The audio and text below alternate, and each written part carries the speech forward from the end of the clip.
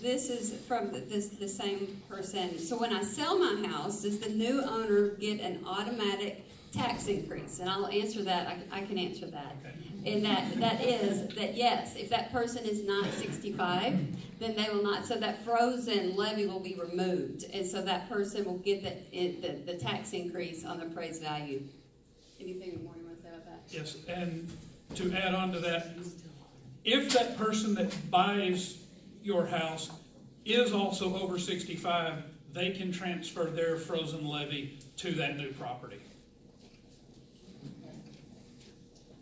So this one is, what is the reason that expenses in RISD have increased so much in the last 5 years?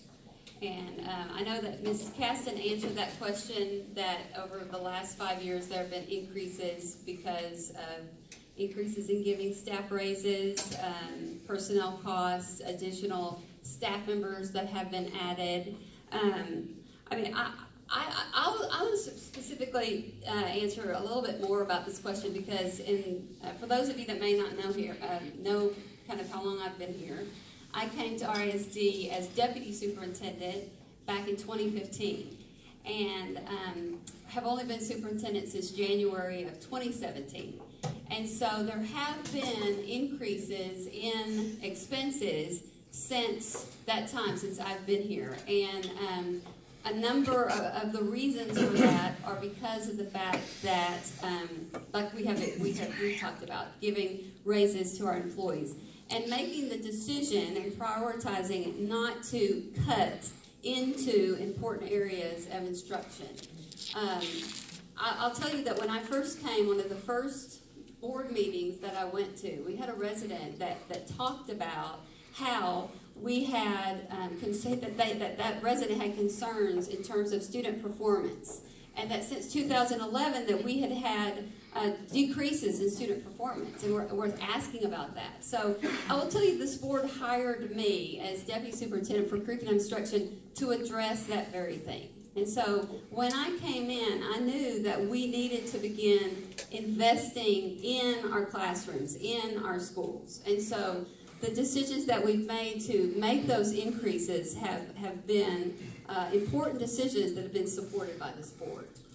Yeah, and I'll add to that. I mean, Dr. Stone is addressing incremental changes that we've made in our operating structure. I think the most important, I think the question was based on a 5-year span. I think the most important thing to understand, in those 5 years, we've added several thousand students to our school district. So naturally, when you add several thousand students, you have to hire more teachers and in many cases add on to schools, which adds operating costs. So it's important to understand that we're closing in on 40,000 students. We're a growing school district, unlike many of our surrounding districts. So that's the biggest driver if you're looking at that 5-year span as to what's driven expenses to where they are today. So when does this take effect? This year, taxes, or 2019? Why all the increase at once? Why not spread the 3-cent increase a year tax by that amount every year? Do you want to talk about the decision? So it'll take effect on your current tax bill, so the one you'll receive later this fall, early winter, whenever those get mailed out. And then, the board looked at, considered breaking this up into 2 pieces, but honestly felt it was pretty disingenuous to come to you this year and ask for part of it, and then knowing full well that we would be back here exactly a year from today asking you for the rest of it. So we wanted to come to you and tell you the full story and ask for what we needed to serve our students all at once. At the 9/6 TRE meeting, RISD was asked, what measurable outcomes will RISD commit to if voters commit to passing the TRE? The response was that all students would perform at grade level or above. My follow-up question is, what is RISD's time frame for meeting this goal? So in terms of student performance, so we had a strategic action committee that really looked at student performance, and one of the strategies or one of the outcomes that they wanted to put out there was that all students will perform at grade level. And then we took that and at or above grade level, and we took that and we charted that out, and we have it right now for that for us to reach that goal by the year 2023. And I'm going to ask our deputy superintendent to come and to explain a little bit about how we arrived at that being that 4-year goal. Thank you, Dr. Stone. Posted to our website is our district improvement plan, and basically our team took our current performance and we took what it would take for where our current level is to where we would be at 100%, and we divided that over the course of the next 4 years. We believe the strategic plan is a 3 to 5 year plan. We are targeting that in year 4 to 5. We will have actualized all of the action plans, and that is the goal that we have set forward, that all of the programs and the support implementation will be in place to reach that goal by 2023. Are there any correlation in student outcomes to the amount of increased expenses? So yes, I believe that there are. I was celebrated that in terms of our student performance, we just received our grade, if you will, from the Texas Education Agency, and we received a grade of 88. And last year we received a score of 85.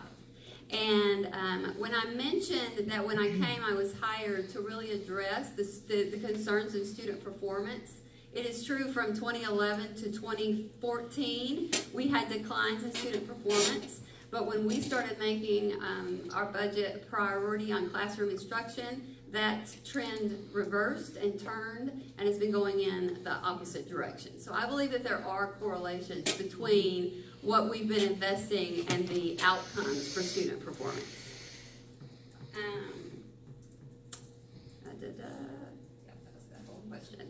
Wouldn't adding a counselor teacher to schools without an assistant principal be more useful than adding another layer of management with no purpose 99% of the time? How are assistant principals better at security? Again, I'm going to ask Ms. Branham if you'll tell the audience a little bit more about some of the roles of our assistant principals on our campuses. And I can tell Mrs. Cage wants to almost pop up and address this question as well.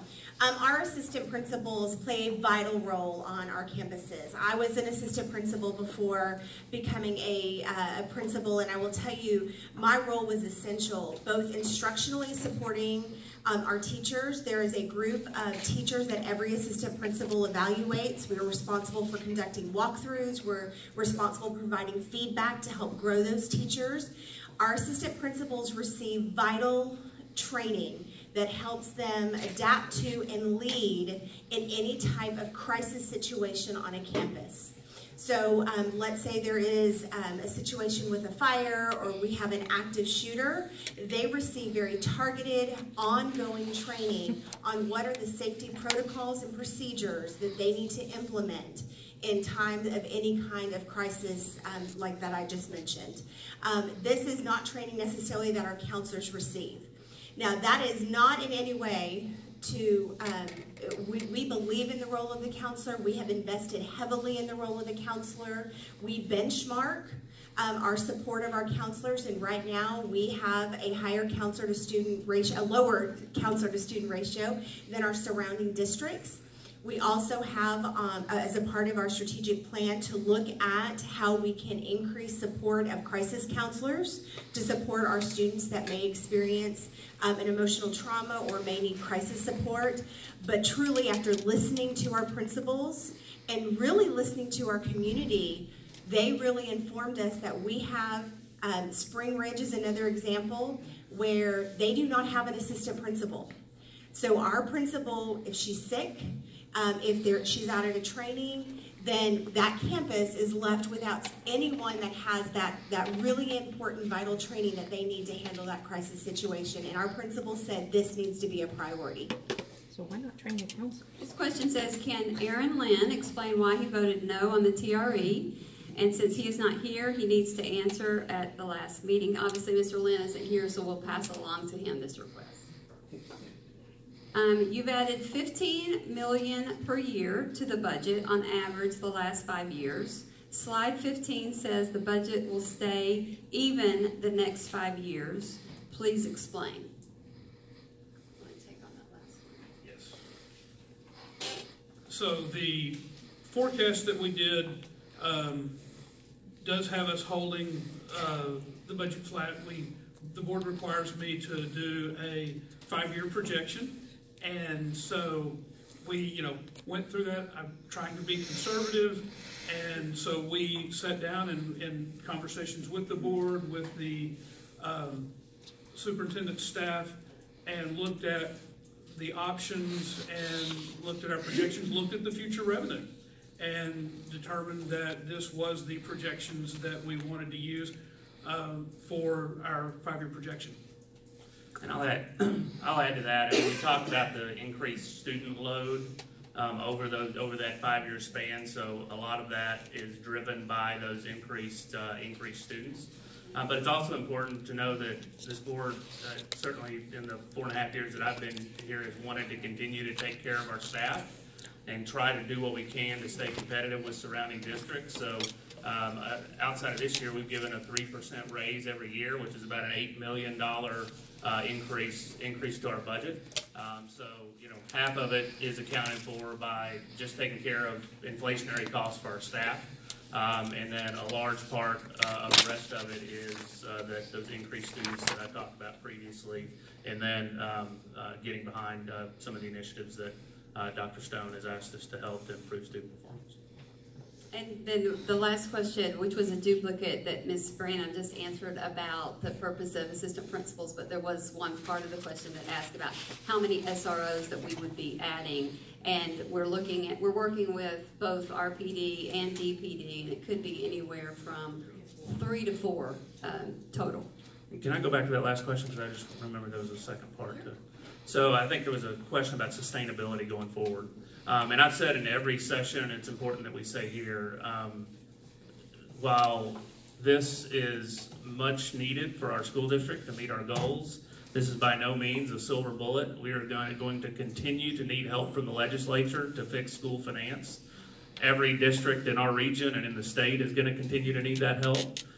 So our continued focus on our expenses and continued lobbying of the legislature will not cease with an increase to $1.17. We will continue to have to look very closely at our expenses and make sure we are spending them in the most effective and efficient way possible going forward, and continue to lobby our legislature for a fix to school funding. This question says, why are you budgeting a 2% inflation rate when it is 2.7% this year? Why only budget one raise in the next 5 years? Do you want to explain the rate? So, again, just as we work through the budget process, trying to be appropriately conservative. We settled on a 2% increase. That 2% is only in non-payroll. So we budgeted for no raise, no increase in staff in our projections, and just held the line at 2%. Again, trying to live within the district's means, knowing that as we get new information, as we actually build the budgets for each of those years, as we approach them in the future, this board will carefully consider the level of expenditures that we need to make in those years. But this gives the board a good idea as to the sustainability of those decisions they're making in the current year for the 18-19 budget. And I have one more. Okay.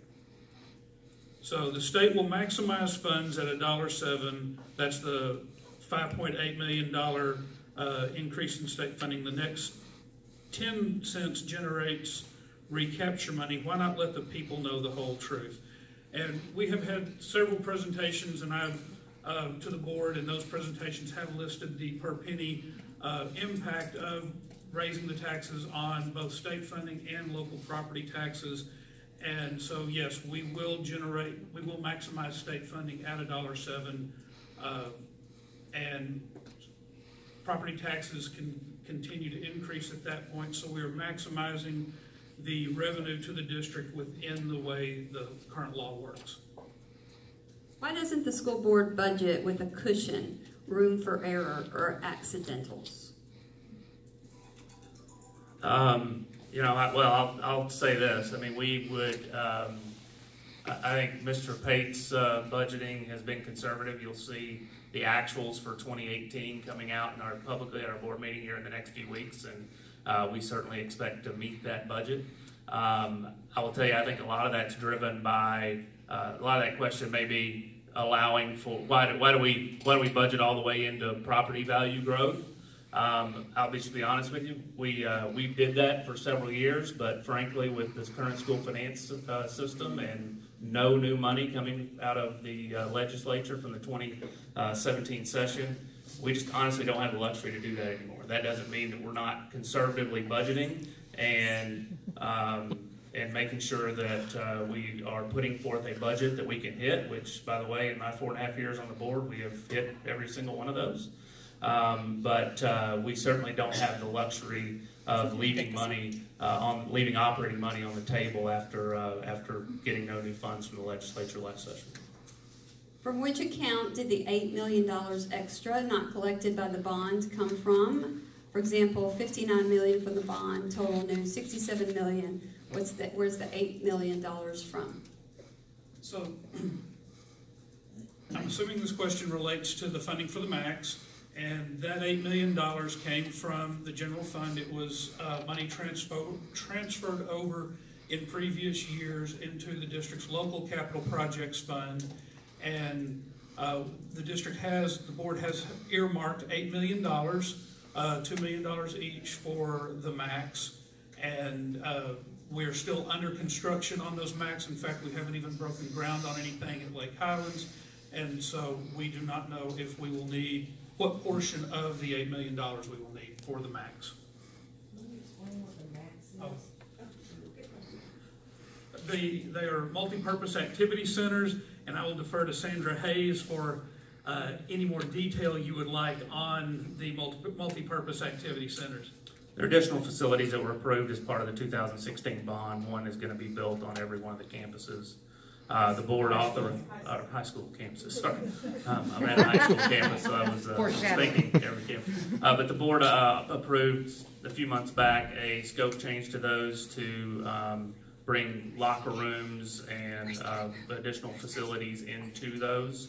The additional estimated cost for those was $2 million per. I will tell you, we've bid 3 of those out so far, and when the bids came in, we used a little over $1 million of that $6 million. So unless construction costs change through the cost of the project, we should come in well below that additional money that we approved to be allocated for that purpose. Will all of the questions from all meetings be answered on the website before the Saturday meeting, not just unanswered questions? So I would call on our communications department, possibly Mr. Clark, to speak to that. Yes. Yes. The answer is yes. That was easy. This one asks about why do the high schools need 6 assistant principals with reduction to a max of 2, then those monies could be turned into 8 new teachers to reduce class size or have those assistants teach 3 to 4 classes. Do you want to just give a word about the duties of assistant principals at high schools? Absolutely. So when you have a high school of approximately 2,700 students, the role of the assistant principal is everything from ensuring that all duty stations are covered, that the campus is safe. If there's a discipline or a behavioral issue, they are providing that redirection, communication that needs to happen between parent and student. Again, that instructional support for teachers, evaluation of teachers, ensuring compliance measures are being made. They facilitate our ARD meetings for our students served through special education. They facilitate 504 meetings. They are required to be at athletic, fine arts events, other things that happen in the evening to ensure, again, there is student safety, that things are kept orderly. Our assistant principals just play a vital role in ensuring that our campuses have a focus on instruction and that they are safe, a safe learning environment for all community members and for all students. we cannot even imagine running a high school without an assistant principal because, and I know Christy is like, is there anything, Christy, you would want to just add to that? This is a big building, and there are a lot of things that go on throughout the course of the day. And if we did not have our assistant principals, it would be just the thought of what happened is so scary to me. Can you give just a reference point using Berkner of how many students are here, how many teachers? So what would an assistant principal be responsible for? We Maybe we have, should clarify how many different things you do throughout the day. Is it? Are we opening up the floor now? Berkner has approximately 2,676 students. We have. That was today at 4 o'clock. That'll change tomorrow because we'll enroll new students. We have 7 assistant principals, and throughout the course of the day, our assistant principals do morning duty, lunch duty, after school duty, in addition to going to art meetings, going and doing walkthroughs throughout our, for our core subjects and our CTE programs throughout the day, giving feedback to the teachers. We also go into 504 meetings with our counseling staff. We do counseling with students, in addition to disciplinary issues where we're calling parents and having parents come in and do meetings with the parents as well, and that's really just the top of the surface. On average at a high school, How many teachers? 191. 7. Wow. So roughly 25 teachers per assistant principal and Roughly. About 30. Yeah, and then roughly 400 kids per assistant principal. Give or take. Yeah, it's a little bit more than that, but approximately. Okay, we're going to take it back to just answer questions from the cards first. So this question is, what is the amount of the raise for the superintendent if the TRE passes? So, You may take it since I signed your contract. yes, you may.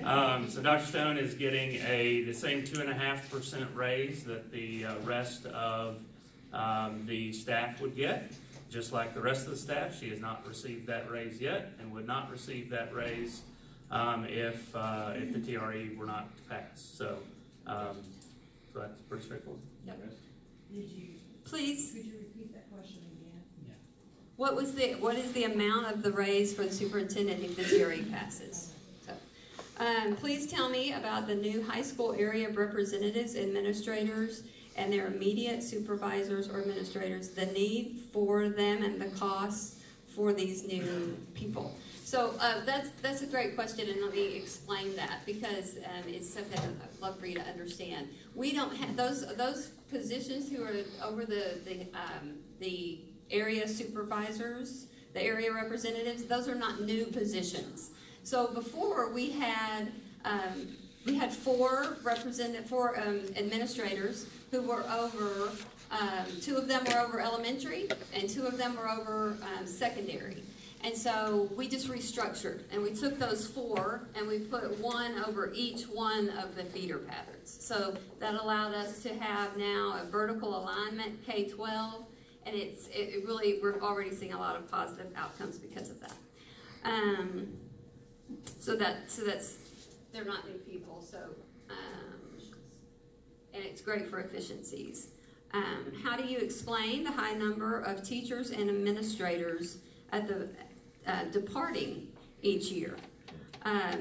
So we evaluate that, and we're working really hard on teacher retention. I think Ms. Caston answered a lot of that in terms of in her presentation, but I will tell you that when we do exit surveys, there are a lot of different causes, and we do know that they're from, teachers leaving to get transferred to other places. But I will tell you that last year we did stay interviews instead of exit interviews, and we did stay interviews. So we went and we met with every single one of our campuses, and we listened to the reasons that they might leave or the reasons why they think people leave.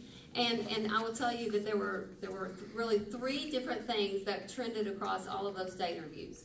Number 1 was time. That teachers just need more time. And so we addressed that through some ways that we could do that. Second was special education staffing. And so that became priority number one in this budget, was working to build a budget that would have increased special education staffing to meet the needs of our campuses. And we heard that from our staff members. And then number three was pay and how they could go to another district. And so that then became a consideration in building this budget as well. Can I address that last piece? Yes, sir.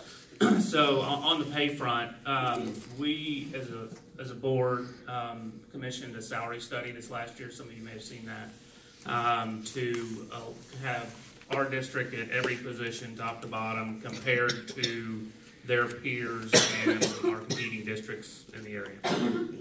Bottom line is that came back with about $9.5 million of recommendations to get from where we are to where we need to be competitive for that study. This budget, if funded by the TRE, takes care of a little over $7 million of that $9.5 million.